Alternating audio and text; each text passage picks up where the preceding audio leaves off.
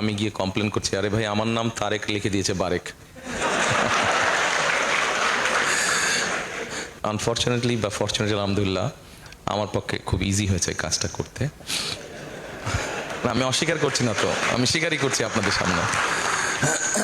But এটা প্রসেসটাকে easy করতে হবে, আর প্রসেসটাকে ইজি করতে হলে জিনিসটাকে যত ডিজিটালাইজ করতে পারবো আমরা উইথ সাম কারেকশনস, আমার কাছে যেটা মনে হয়, তাহলে আপনি ঘরে বসেই জিনিসটাকে করতে পারবেন। পৃথিবীর বিভিন্ন দেশে যেটা সম্ভব হচ্ছে, কোথাও আপনাকে আর যেতে হচ্ছে না। আপনার কাছে যদি আপনার নিজস্ব কম্পিউটার থাকে, আপনার স্মার্টফোন থাকে, তাহলেই আপনি করে ফেলতে পারবেন কাজটা। সো আমরা পুরো সিস্টেমটাকে আমাদের যেখানে যেখানে এরার্স আছে সেগুলোকে আমরা কারেকশন করবো, বা কারেকশন করার উদ্যোগ আমাদেরকে নিতে হবে। আপনি যেটা বলেছেন, ইউ আর ভেরি রাইট। অনেককে অনেক হ্যাসেল পোহাতে হয়। আমি করে মানে আমার ওই এনআইডি কার্ড করে আসার পরে সোশ্যাল মিডিয়াতে দেখলাম কেউ একজন যোগ করে দিয়েছে যে আমি গিয়ে কমপ্লেন করছি, আরে ভাই আমার নাম তারেক লিখে দিয়েছে বারেক।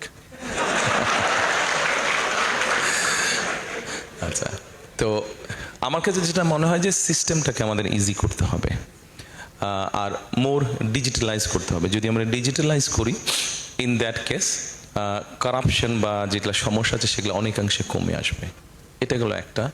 আপনি যেটা বলেছেন ভেজালের বিষয়টা, এই বিষয়টা যদি ঠিক করতে হয় তাহলে আমাদের কনসাস ঠিক করতে হবে, এবং এটা সরকারের একার কাজ না, এটা আমাদের সকলের কাজ। এটা আমাদেরকে সকলকে মিলেই করতে হবে। অন্যায়ের বিরুদ্ধে প্রতিবাদ করতে হবে। আপনি যেটা প্রিজারভেটিভের কথা বলেছেন, ফরমালিনের কথা বলেছেন, নিশ্চয়ই আপনি জানেন একটা খাবারে নর্মালি একটা সার্টেন পোর্শনের একটা প্রিজারভেশন বা প্রিজারভেটিভ দেওয়া হয়। এটা সব খাবারই দেওয়া হয়, এটা বিদেশে দেওয়া হয়। আমাদের দেশে যেটা হচ্ছে, যারা অসৎ ব্যবসায়ী তারা অতিরিক্ত বেশি দিয়ে দেয়, অথবা তাদের ধারণা নেই, এবং সেই জন্যই জিনিসটা তখন পয়জন হয়ে যায়।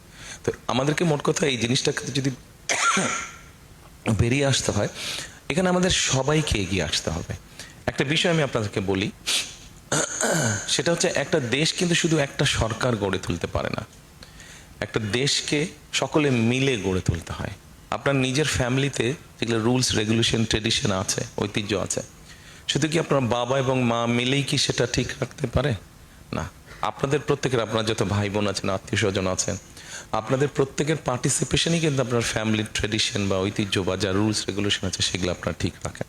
কাজে আমাদের সকলকে মিলে করতে হবে। আমাদের বিভিন্ন বিষয়ে ডিফারেন্স অফ ওপিনিয়ন থাকতে পারে, আমরা আলোচনা করব, কিন্তু ভেজাল, এটাতে তো কোনো ডিফারেন্স ওপিনিয়ন নাই।